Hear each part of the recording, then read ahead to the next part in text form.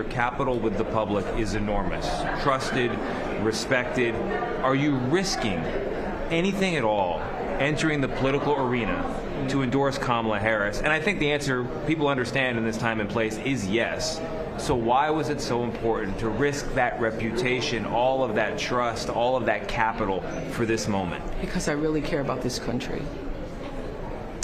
And there couldn't have been a life like mine, a career like mine, a success like mine without a country like America. Only in America could there be a me.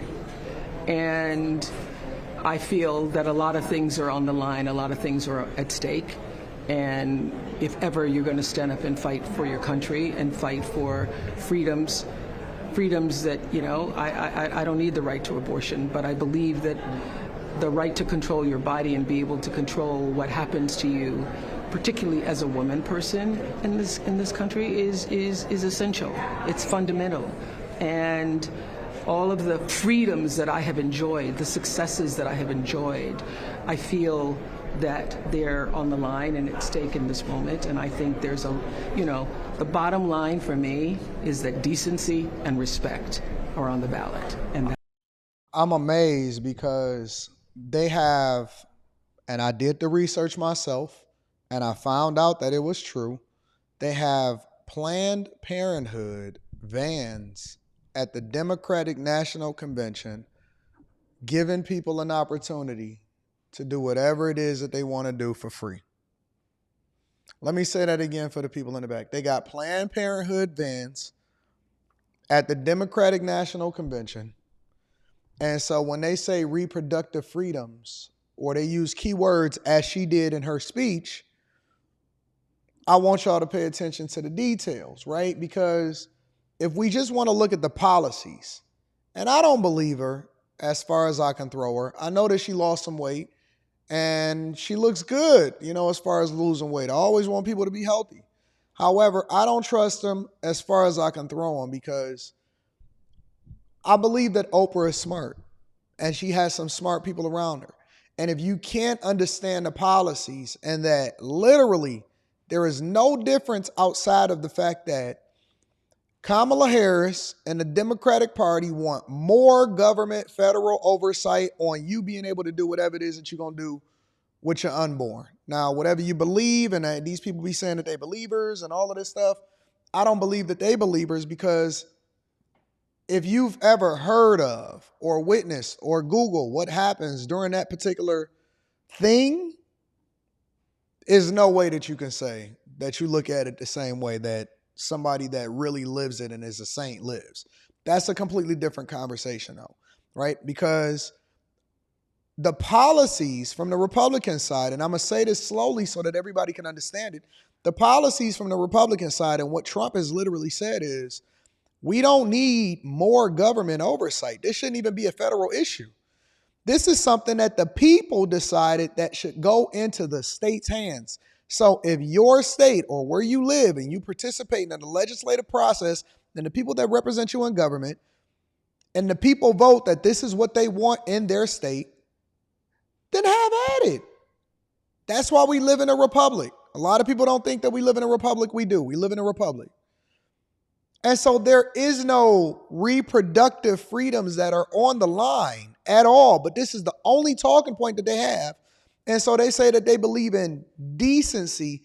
What's so decent about putting propaganda in your schools, in your libraries, in your books that then influence people? Because we also, along with that, want to talk about the freedoms to do what you want to do with your body, which includes children. And if you're looking at what's happening in California and across the nation, it's wild. It is a war based off of principalities. And it's just much deeper. I don't want to get too deep into this, but let's hear what else she got to say, because I thought that black people wasn't even messing with Oprah. And the interviewer first led off with the idea that, you know, she's putting her legacy and her reputation on the line. Did she do that with Obama? That's why I was willing to do it. And let me just tell you, the big risk was when I don't have anything to lose now. I don't have a show. I don't have. Exactly. What is it going to cost me other than knowing that I had to do whatever I could to speak up? Finally, last question, because I know you have to go. I will never forget. She does not have anything on the line. There is nothing on the line.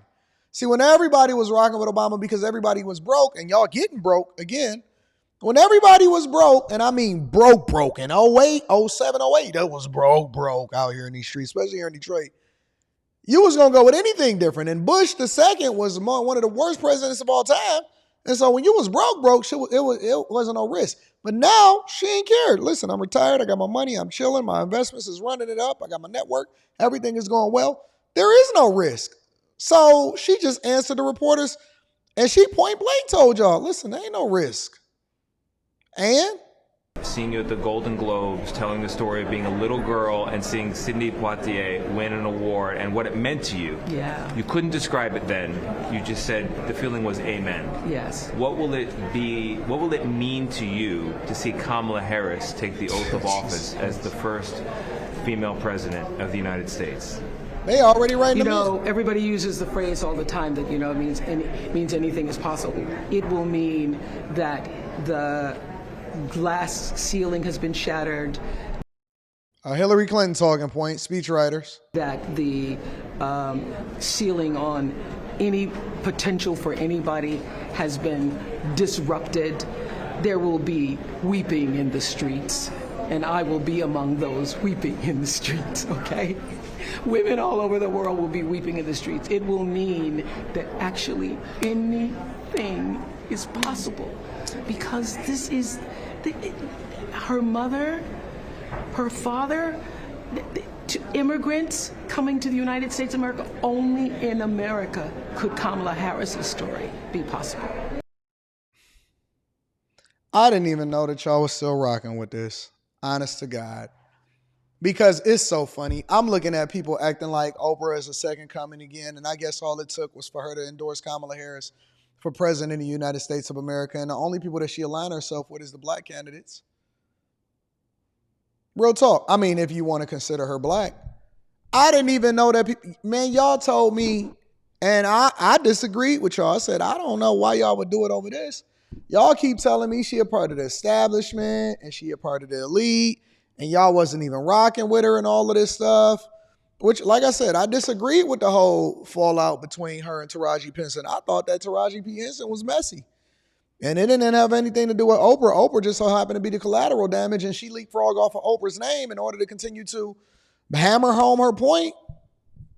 And Oprah looked like she was tired of it. She was done with it. And I was on Oprah's side when it came to the Taraji P. Henson thing. Like, what? Why she just all of a sudden throw Oprah under the bus? But I didn't know that y'all was even still rocking until she decided that she wanted to go ahead and celebrate Cam again. I guess that's a thing. No? Is that a thing? Yo, is that a thing? Y'all let me know if that's a thing. Make sure y'all tap into the Patreon. Link is in the description. T. Janley, 40% off your first order, 20% off for life. I love y'all. I appreciate y'all. I got a flight to catch. Y'all let me know what y'all think inside of the comments. I'll see y'all on After Hours tonight.